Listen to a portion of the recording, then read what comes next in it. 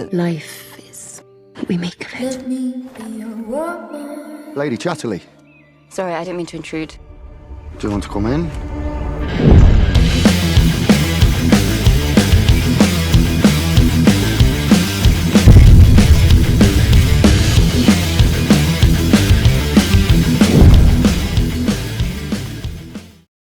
En 1927, la empleada encargada de mecanografiar el manuscrito de El amante de Lady Chatterley se negó a continuar tras finalizar el 5º capítulo.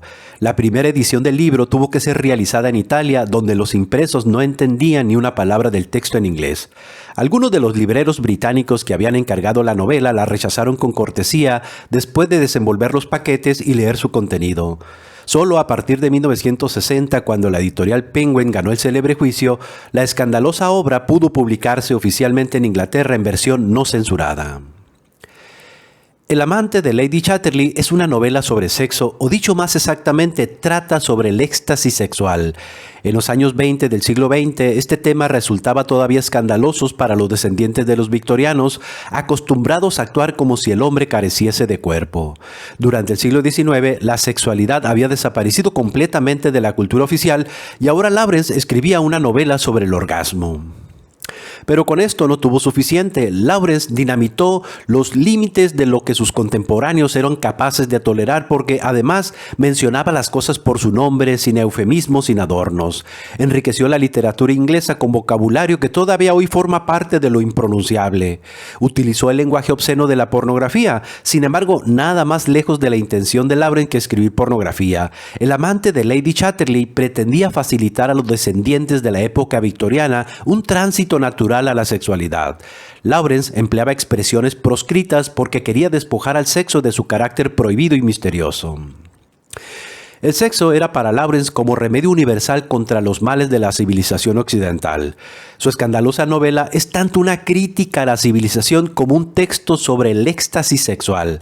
Ambos aspectos, cultura degenerada y vitalidad del cuerpo, están encarnados por cada uno de los protagonistas masculinos. El aristocrático marido de Lady Chatterley, Clifford, representa la despiadada opinión de Lawrence sobre la civilización moderna.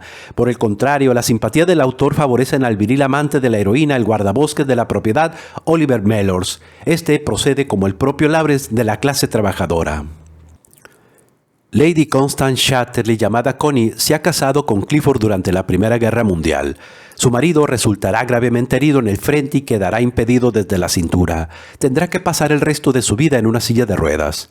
El matrimonio se instala entonces en la propiedad de la familia, Gravelly Hall, donde lleva una vida solitaria. Clifford es un representante cultivado, aunque estéril, de la clase alta inglesa. Sus intentos de sublimar su importancia mediante la creatividad literaria no pueden remediar este hecho. Y cuando advierte que sus escritos no tienen éxito, Clifford decide convertirse en empresario de minas de carbón y compensar su incapacidad reproductiva dedicándose a aumentar su capital. En una conocida escena del capítulo 13, Clifford arrasa con su silla de ruedas los jacintos azules de una preciosa pradera primaveral después de pronunciar un alegato a favor de los privilegios de las capas más altas. Esta es la imagen con la que Lawrence describe los elementos destructivos de la civilización: la guerra que ha convertido a Clifford en un inválido, la mecanización de la vida moderna cuya víctima es la naturaleza y la sociedad de clases que no conoce la compasión. La silla de Clifford se atasca en la pradera durante ese paseo. Para poder moverla del sitio con él ahí sentado se precisa la fuerza física de Mellors, el guardabosques y amante de Lady Chatterley. Mellors personifica el mundo contrapuesto de Clifford, ha vuelto la espalda a la civilización, ha elegido el bosque de la finca como su refugio y habla con el acento de la clase trabajadora. Pero sobre todo dispone de algo que no tiene el espiritual Clifford: un cuerpo. Mellors y Connie comienzan una aventura, se enamoran y se ven en el bosque para mantener apasionados encuentros sexuales. Mientras el mundo se hunde bajo el hollín negro de las minas, los cuerpos de los amantes se retuercen en un éxtasis sensual en los idílicos claros del bosque. De ello se deduce un mensaje: el sexo cura las heridas que ha infligido la cultura al individuo moderno. El sexo une cuerpo y mente y diluye las fronteras entre las clases. Sexual healing, sanación sexual de la civilización rota y destructora. Lawrence quería describir el sexo sin rodeos, aunque sin llegar a ser pornográfico, pero a finales de los años 20 solo existían dos posibilidades de hablar o escribir abiertamente sobre el sexo. O se empleaba el lenguaje médico o uno se internaba en los terrenos de la pornografía. Por eso no resulta sorprendentemente que el amante de Lady Chatterley reproduzca involuntariamente la mayoría de los clichés de la literatura erótica de los siglos XVIII y XIX. A ellos pertenece la esquemática descripción de la resistencia de la mujer, que repentinamente muda en entrega o a la consideración del falo como objeto de deseo.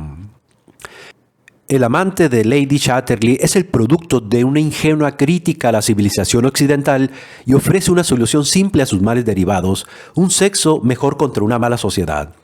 De cualquier modo, la novela fue relevante porque exploró un territorio desconocido, hizo pública la intimidad, sacó el sexo cuya importancia para nuestra psique, nos aclaró Freud, de las sombrías y desprestigiadas zonas marginales de la pornografía y lo situó en el centro de la literatura. Por mi máscara hablará tu espíritu.